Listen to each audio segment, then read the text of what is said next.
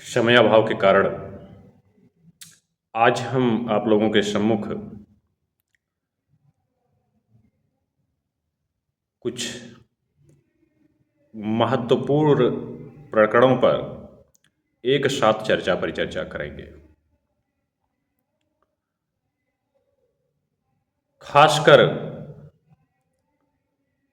महत्वपूर्ण हम इसलिए कह रहे हैं कि इनमें से सबका अपना अपना महत्व है। एपेस्टीन प्रकरण वैसे चर्चा का विषय ही नहीं होना चाहिए, लेकिन हम उस प्रकरण की कथा और कथानक की बात आपके सामने नहीं करेंगे, अपितु हम उससे हटकर कुछ चर्चा करेंगे। एक निखिल गुप्ता प्रकरण जिससे आप अवगत होंगे, और एक प्रकरण जो मैंने कहा कि हो सकता है कि आपको लग रहा हो कि चर्चा का विषय नहीं होना चाहिए, इसकी कोई बहुत मुद्दे की बातें है नहीं फिलहाल, कि कोई उसका विद्युत जगत से जुड़ा हुआ कोई मुद्दा हो या कोई विमर्श का मुद्दा हो, लेकिन ये विमर्श का मुद्दा बन जाता है। कारण उसका हम बताएंगे, और वो है उत्तर प्रदेश में सपा नेता मनोज यादव के विरुद्ध आपराधिक केस। एपेस्टीन प्रकरण पर हम सर्वप्रथम आते हैं। यहाँ सारी की सारी कहानियाँ आप लोगों को पता होंगी एपेस्टीन से संबंधित। असामाजिक मीडिया का ज़माना है, आप लोग सोशल मीडिया कहते हैं, उसे असामाजिक मीडिया के नाम से पुकारता हूँ, जिसकी ना कोई जवाबदेही है, जिसका ना कोई उत्तरदायित्व है, जो जैसा चाहे वैसा ला के परोस दे। खाने वाले का पॉइजन हो रहा है, क्या हो रहा है, सुनने वाले का के ऊपर क्या प्रभाव पड़ रहा है, समाज पर उसका क्या प्रभाव, कोई उत्तरदायित्व नहीं है उसका, सब टीआरपी का चक्कर अपना है। तो मैं उसे असामाजिक मीडिया के नाम से पुकारना ज़्यादा पसंद करता हूँ। एपेस्टीन प्रकरण में तमाम घटनाएं परिघटनाएं जो है स्तर दर स्तर खुलती हुई आपको देखने के लिए मिल रही हैं, लेकिन मेरे लिए उसका कोई विशेष महत्व नहीं है। मैं यहाँ सवाल ये करता हूँ कि जिन जिन लोगों का नाम एपेस्टीन प्रकरण में आया है, चाहे वो भारतीय हों और चाहे वो विदेशी हों, आम व्यक्ति वो नहीं है, ये भी सत्य है। या तो वो राजनीति से जुड़े हुए हैं, या तो वो जो है सत्ता के मुख्य प्रतिष्ठानों से जुड़े हुए हैं, उद्योगपति हैं, वकील हैं, बड़े बड़े लोग उसमें सम्मिलित हैं। भारत में अगर हम बात कर लें तो उसको पक्ष और विपक्ष के रूप में लिया जाता है। सच्चाई यह है कि भैया आपको सत्ता पक्ष के कुछ नाम दिख रहे हैं, और मैं सच्चाई अगर हो सकता है कि आज ना एक कल आए, मैं बता दूं कि उसमें सत्ता पक्ष और विपक्ष कोई भी अछूता नहीं है। जो एपेस्टीन महोदय के, मैं महोदय शब्द क्यों प्रयोग कर रहा हूं आप समझ रहे होंगे, किस उसमें उनकी छत्र छाया में न रहा हो, जो उनका करीबी न रहा हो। मैं नाम इसमें किसी का लेना नहीं चाहता हूं। समस्या यह है कि चाहे वो सवाल हम यही क्यों उठा रहे हैं कि वो कौन से मंत्रीगण हैं, वो कौन से भारतीय हैं, वो कौन से विदेशी हैं, और इन लोगों को नैतिकता के आधार पर त्यागपत्र दे देना चाहिए। अच्छा, सच्चाई यह भी है कि विदेशों में तमाम नेताओं ने, तमाम मंत्रियों ने त्यागपत्र दिया भी।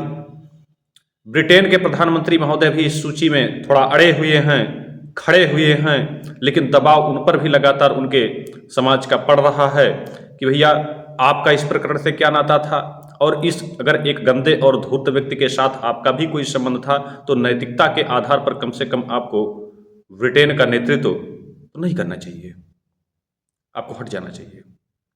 यूरोप के तमाम देशों में आप देख रहे हैं कि एपेस्टीन अभागा तो मरा, लेकिन कहा जाता है कि जो दुष्ट प्रवृत्ति के होते हैं वो जिंदा भी रहने पर समाज को चौपट करते हैं, नष्ट करते हैं, और मरने के बाद भी एक बड़ा विध्वंस करके जाते हैं।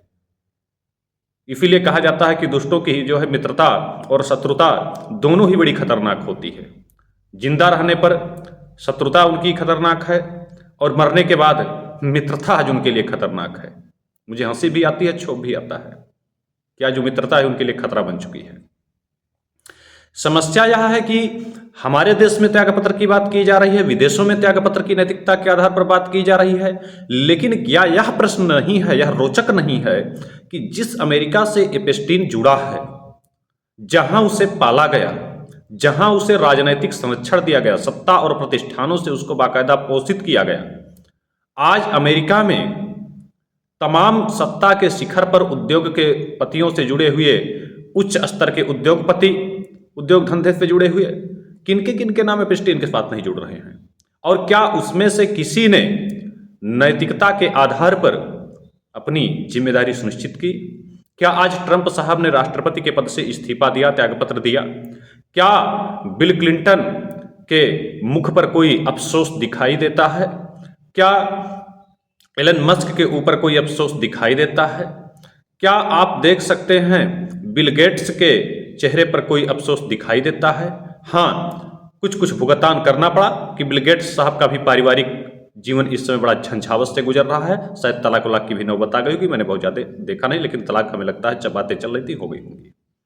तो ये सारी चीज़ें हैं। प्रश्न यह उठता है, आप कहेंगे सर वो नहीं त्यागपत्र दे रहे हैं तो इसका मतलब क्या है कि हमारे यहाँ भी ये नैतिकता चलती रहे? नहीं, मैं ये नहीं कह रहा हूँ। मेरे लिए समस्या का प्रश्न है कि इनको भी त्यागपत्र देना चाहिए। अगर कोई भी अनैतिक तौर पर उससे जुड़ा है तो त्यागपत्र उसको देना चाहिए। लेकिन यहां सबसे बड़ा विडंबना का प्रश्न यह नहीं है क्या कि अगर हमारे देश के लोग केवल जुड़े होते, दो ही एक व्यक्ति कोई जुड़ा होता, दो ही एक उद्योगपति केवल जुड़ा होता, हम कहते थे उसके व्यक्तिगत मसले थे। क्या अमेरिका में आज सबसे बड़ा प्रश्न यह है कि सत्ता के प्रतिष्ठानों तक पहुंच के लिए ऐसे ही लोगों का सहारा लिया जा सकता है? क्योंकि यहां देश और विदेश के दोनों लोगों ने अपने अपने कामों की सिद्धि के लिए, हमें नहीं कह रहे कि सारे लोग एपिस्टीन से जुड़े तो बस खाली खाली उसकी अयासी और उसके गंदे धंधों में जो है जुड़े। कई लोग तो उसमें इसलिए जुड़े, अधिकांश सत्ता प्रतिष्ठान या दूतावास से जुड़े लोग इसलिए जुड़े क्योंकि उसका अमेरिका के सत्ता के शिखर पर इतनी पकड़ थी कि कहीं ना कहीं वह बिचौलिए का काम किया करता था, और इस सच्चाई से अब भी अवगत हैं।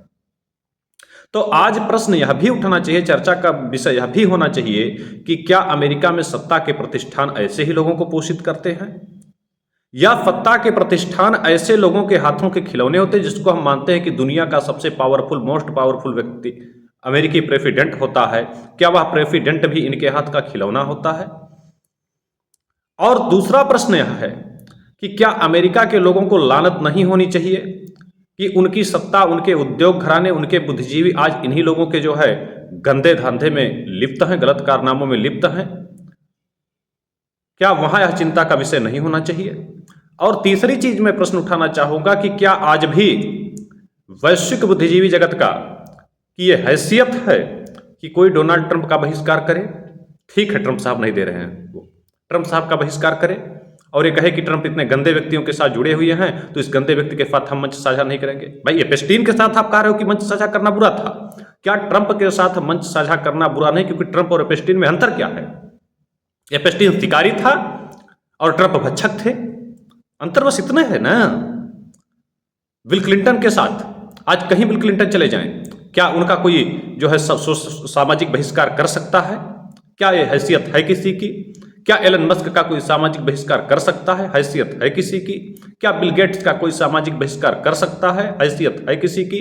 मुझे लगता है कि यह प्रश्न भी बहुत ज्यादा महत्वपूर्ण है।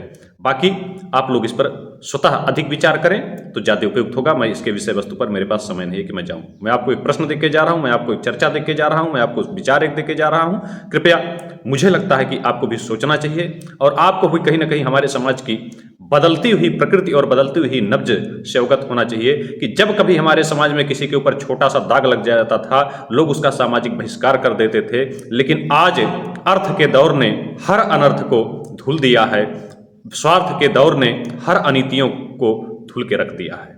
आज हर कोई अर्थ के पीछे भाग रहा है, स्वार्थ के पीछे भाग रहा है। यहाँ पर अपराधों में भी देखा जाता है कि सामने वाले की हैसियत कैसी है, सामने वाले का पद पैसा कैसा है, और पद और पैसे के हिसाब से ही प्रतिष्ठाएं आज बाजार में उपलब्ध हैं, बिक रही हैं। पहले हमारे यहाँ कहा जाता था वित्तम इतने संरच्छेद वृत्तम इतने संरच्छेद वित्तमा याति याति चा छीड़ो वित्ता छीड़ो वृत्त तस्तु हतो हता। लेकिन आज सच्चाई ये है कि अगर आपके पास धन है तो आप चरित्र भी खरीद सकते हैं, और उसका अच्छा खासा दौर एपिस्टीन महोदय दिखा के चले गए। एक अभागे ने भी हमको बहुत कुछ समाज के बारे में समझा दिया, समाज की वास्तविक सच्चाई से हमारा साक्षात्कार करा दिया। इसके लिए मैं एपिस्टीन को धन्यवाद देता हूं जाने के बाद भी, कि जिस चीज़ को हम अभी तक समझ नहीं पाते थे, जिस चीज़ को हम समझाते समझाते थक जाते थे, चाहे विद्यालय में बच्चे हों, चाहे समाज के लोग हों, लोग उसको समझ नहीं पाते थे। शायद आज प्रयोगशाला के तौर पर जो है एपिस्टीन ने चीज़ों को खोल करके रख दिया है। कि वास्तव में जो जितने उच्च पद पर आज बैठे हुए हैं वो उतने गंदे, उतने घटिया और उतने दुष्ट सोच के लोग बैठे हुए हैं। उनकी क्या वास्तविकता है और उनकी क्या सच्चाई है। आज वृत्त ने, पैसे ने हर किसी के पापों को धुलफा दिया है। दूसरा बात आ जाता है जो है कि यहाँ अच्छा ये खूबसूरती यहाँ भी देखने के लिए मिल रही है कि भले अमेरिका में सत्ता के प्रतिष्ठानों ने या उस पर कोई बहुत ज़्यादा प्रतिक्रिया न दिया हो, या वैदेशिक जगत में यह हैसियत नहीं है कि कोई अमेरिका के में उन सत्ता के प्रतिष्ठानों का जो विरोध कर दे, क्योंकि वो बहुत उच्च लोग हैं, चाहे पैसे के मामले में, चाहे ताकत के मामले में, पावर के मामले में। तो लेकिन अमेरिकी जनमानस ने जिस प्रकार से ऐसे तत्वों के विरुद्ध एक सुर में आवाज उठाया है, यह काबिल तारीफ है। और मुझे लगता है कि जिस प्रकार से इस्लामी जगत में भी आज एक गंदगी फैल रही है, इस्लामी जगत को भी इससे सीख लेना चाहिए। क्योंकि भोपाल में जिस प्रकार का कांड हुआ, मैं भोपाल के कांड को यहाँ नहीं रख सकता हूँ, मेरे पास समय नहीं है। आप लोग देखिएगा कि भोपाल में क्या हुआ, रखने की मतलब शब्द नहीं है मेरे पास इतनी गंदगी के लिए। दूसरी चीज, आज आप देख सकते हैं केजीएमयू में जो प्रकरण हुआ डॉक्टर वाला, आज आप जो है बस्ती में हमारे जिले के बगल में आप प्रकरण देख सकते हैं जो हुआ। आज आप देख सकते हैं जो है प्रकरण लंदन में जो हुआ। तो भोपाल से लेकर लंदन तक और वैश्विक जगत में जिस प्रकार से इनकी घटिया जो है वो चल रहे हैं, रैकेट चल रहे हैं, जिस प्रकार से आज इनके यहाँ ये अपनी जिम्मेवारी भी लेने के लिए नहीं तैयार हैं। एपेस्टीन का एक प्रकरण आज वैश्विक चर्चा का विषय बना हुआ है, लेकिन इन प्रकरणों से जुड़े लोगों का कब बहिष्कार आप करेंगे, इन प्रकरणों से जुड़े लोगों के हिस्ट्री कब आप निकालेंगे। और मुझे लगता है कि जिस प्रकार से ईसाई जगत ने और अमेरिकी जनमानस ने उन गंदे प्रकरणों की निंदा की है, इस्लामिक जगत को भी आकर और ऐसे गंदे लोगों का विरोध करना चाहिए, ऐसी गंदगियों का करना चाहिए। और मुझे लगता है कि ये तो केवल एक पॉलिटिकल स्टंट हो गया। सच्चाई यह है कि हर मनुष्य समाज को, मानव समाज को कहीं ना कहीं इन दानों का विरोध करना चाहिए, अमानुषिक तत्वों का विरोध करना चाहिए। इनके लिए समाज में किसी प्रकार का कोई जगह ना हो, केवल पैसे और पावर के उसमें होकर इनके पापों को दबने ना दिया जाए। निखिल गुप्ता प्रकरण पर हम आते हैं। आप जानते होंगे कि उसी जो है दुष्ट और नीच पन्नू से जुड़ा हुआ प्रकरण है, जिसका हमारे यहाँ पंजाब में उग्रवाद को बोने में, पोषने में क्या भूमिका है, कुछ बताने की आवश्यकता फिलहाल है नहीं। वहां पर मामला यह प्रकरण में आया है कि अमेरिकी एजेंसियों ने यह दावा किया है कि निखिल गुप्ता ने पन्नू के विरुद्ध षड्यंत्र में अपनी भूमिका को स्वीकार कर लिया है, अपनी भूमिका को स्वीकार कर लिया है। मेरे लिए यह बड़े मतलब अब क्या हम कहें उसका विषय है कि यह कैसा षड्यंत्र, किस षड्यंत्र की आप बात कर रहे हैं। यदि पन्नू के विरुद्ध निखिल गुप्ता ने ऐसा कुछ किया भी है तो उसको आप षड्यंत्र शब्द से कैसे जोड़ सकते हैं। अगर वो षड्यंत्र है, वो पाप है, वो अनैतिकता है।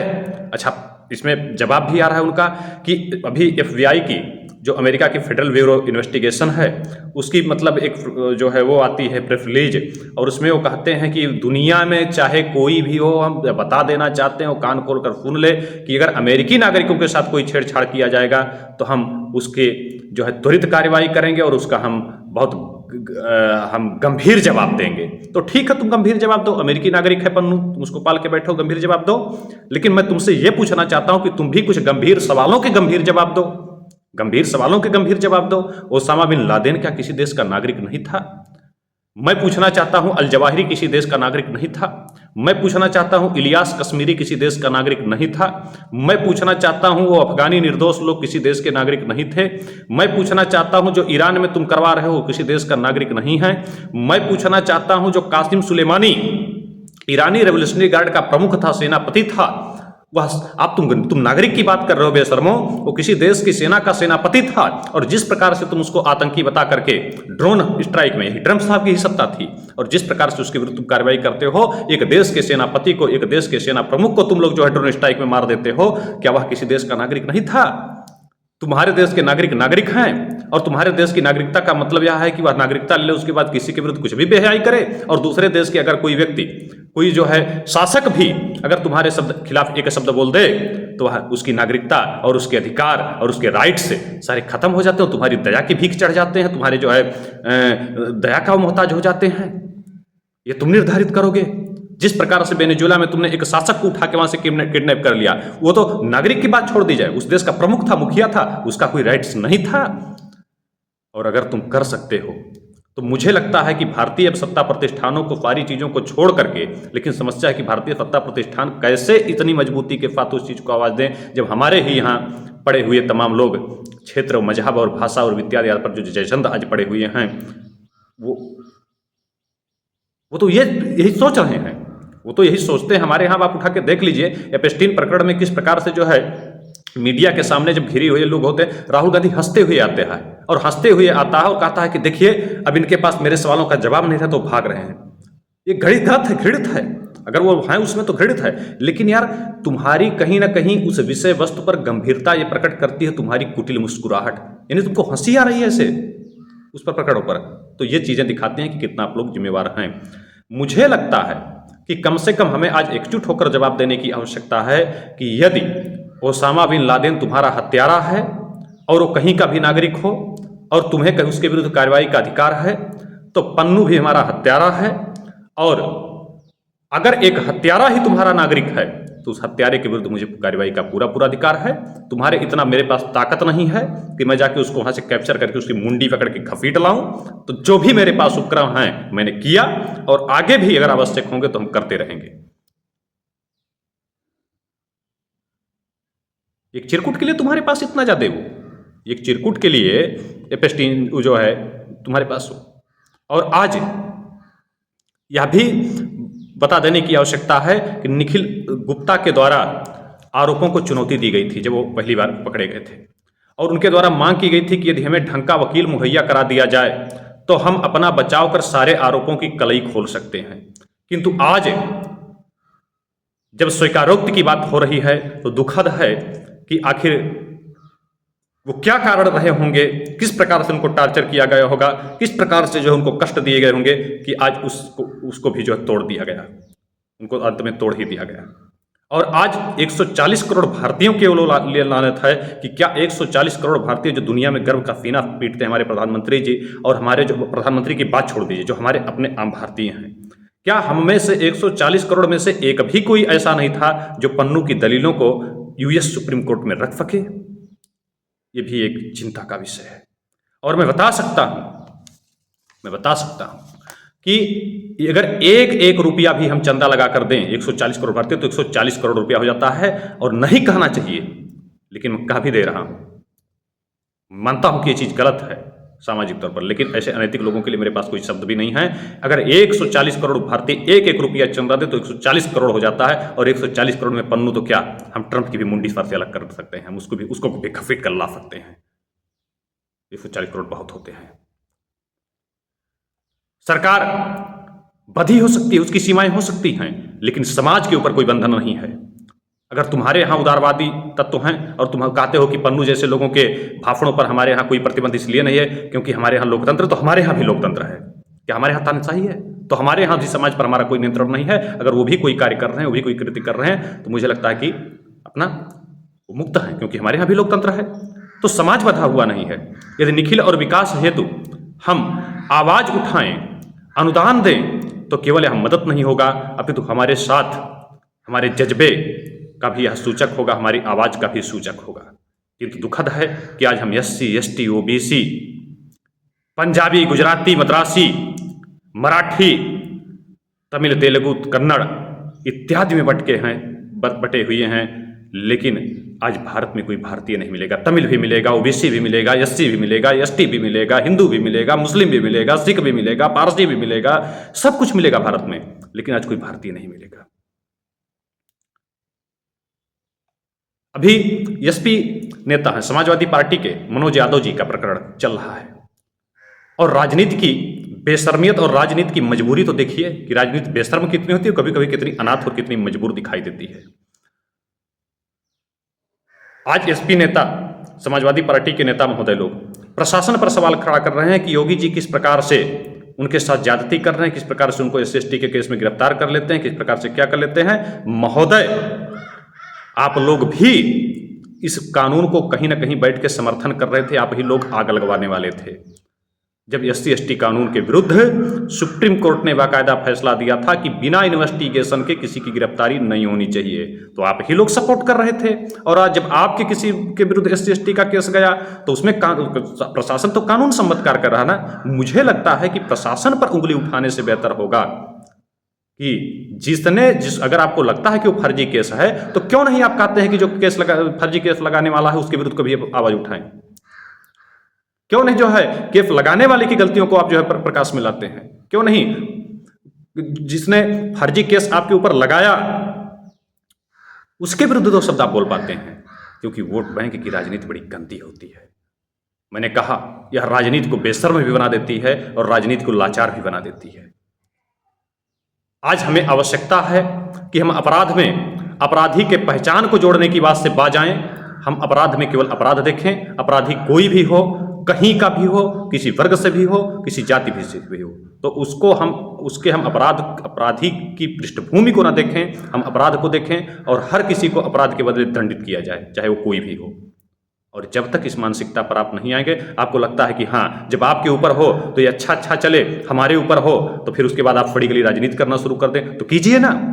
यदि समाज में आप जहर बोएंगे तो समाज में आपको भी रहना है, समाज में आपको भी चलना है, आपको भी उठना है, आपको भी बैठना है, तो आप भी समाज में खुली सांस नहीं ले पाएंगे। आज हमारे घर पर आप जहर बो रहे हैं, आज हमारे घर पर आप जहर बो रहे हैं, तो क्या कल धुआं जो है हमारे घर का या कल हमारे घर की गंदगी हवा जब आप भी हमारे मोहल्ले में हैं तो आपको प्रभावित नहीं करेगी। हो सकता है हमको 10 यूनिट प्रभावित करे तो 5 यूनिट आपको भी प्रभावित करेगी, और इसके लिए आपको तैयार रहना पड़ेगा। दूसरी चीज क्या है, इस समय यूजीसी जैसे मुद्दों को लेकर के, अन्य मुद्दों को लेकर के, और जिस प्रकार से विश्वविद्यालयों को आज नौटंकी और तमाशे का अड्डा बना दिया गया है, उस पर हमारे यहाँ कुछ लोग कहते हैं बीजेपी गलत कर रही है। गलत कोई किसी के साथ नहीं करता। मैं बार बार कर रहा हूं, हर अपने प्रति जो आपके लिए प्रति गलतियां हो रही हैं, हर आपके प्रति जो अपराध हो रहे हैं, उन अपराधों में कहीं ना कहीं आप भी दोषी होते हैं। जो वामपंथ का ठपला आज बजाया जा रहा है, उन वामपंथियों को सह किसने दिया, प्रश्रय किसने दिया, खड़ा किसने किया, इस पर भी आज बात करने की आवश्यकता है। और उनको खड़ा करने में सबसे ज्यादा योगदान ब्राह्मणों का रहा है, उनको खड़ा करने में सबसे ज्यादा योगदान क्षत्रियों का रहा है, उनको खड़ा करने में सबसे ज्यादा योगदान जो है जिसको हम कहते हैं कायस्थ समाज का रहा है, जिसको आज हम लाला लाला कहते हैं। और मैं इसका अच्छा खासा उदाहरण दे सकता हूं। हिंदी के विश्वस्त लेखकों में मणिक लाल मुंशी का नाम आता है, KM मुंशी, कन्हैया लाल मणिक लाल मुंशी। अच्छे लेखक हो सकते हैं, इसमें कोई दो राय नहीं। उनकी लेखन की शैली बड़ी अच्छी है, लेकिन उनकी दृष्टि में जब कुदृष्टि दिखाई देती है तो वहीं से ये वामपंथ का धड़ा शुरू होता है। आचार्य नरेंद्र देव जैसे लोग हों, और कहीं ना कहीं ये वामपंथ का धड़ा तो सबसे पहले आप देख लीजिए जो है इतिहास में उठा के, तो हमारे यहाँ राजा राम मोहन राय से शुरू होता है, और वो भी ब्राह्मण थे, कोई तीसरे नहीं थे, वही ये जहर बोके गए थे। तो आप सबसे पहले अपने आप को देखिए। मैं कहता हूं तुम्हारी समस्याओं के लिए तुम खुद जिम्मेवार हो, तो दूसरे के ऊपर उंगली नहीं उठा सकते हो कि फलाने ने हमारे लिए ऐसा कर दिया। तीसरी चीज आज भी उठा के देख लीजिए, जितने भी इनके बौद्धिक आइडियल हैं, सब में से अधिकतर ऊंची जाति से जनरल से ही हैं, कोई तीसरी से नहीं है। हाँ, उसमें मैं वैश्यों को नहीं ठहरा सकता, वो बेचारे अपना काम करते हैं, अपना व्यवसाय करते हैं। 3 ये जातियां सबसे ज्यादा खतरनाक हैं। अभी भी उठा के देख लीजिए इलाहाबाद में ऋचा जैसे लोगों को, अभी भी उठा के देख लीजिए JNU में अदिति मिश्रा जैसे लोगों को। ये कहां से हैं, कौन हैं जो ढपली गैंग को प्रोत्साहन दे रही हैं, जो ढपली गैंग को लेकर दे रही हैं, जिनको वैचारिक सूत्रधार जिनके हैं। आप उठा के देख लीजिए पश्चिम बंगाल में ममता बनर्जी को। कौन है जो ऐसे लोगों को प्रोत्साहन देती हैं, प्रोत्साहित करती हैं। और मैं ये नहीं कहता हूं कि इनको प्रोत्साहित किया जाए, इनको कहीं ना कहीं अपने रास्ते से विचलित किया जा रहा है। चूंकि ये लोग वेद धर्म इतिहास को पढ़ते नहीं हैं, इनको ढपली पकड़ा दिया गया। पहले किसी की ढपली बजाते थे, आज किसी की ढपली बजा रहे हैं। इन बेचारों का ढपलिए पीटते जो है जिंदगी व्यतीत हो गया। आज भी ढपलिए पीटते जा रहे हैं। इनको पढ़ाना नहीं, इनको लिखना नहीं, बस इनको ढपली पीटना, किसी के गाड़ के पीछे पीछे घूमना है, नहीं कहना चाहिए शब्द। नेताओं का तलवा चाटना है, तो आज भी इनका जिंदगी इसे व्यतीत होता चला जा रहा है। मैं बहुत ज्यादा कुछ नहीं कहना चाहूंगा। अंत में मैं यही कहूंगा कि कोई भी अपराधी हो, उसके अपराध को देखिए, अपराधी की पृष्ठभूमि को मत देखिए। इसी के साथ मैं अपनी बात को विराम देता हूं।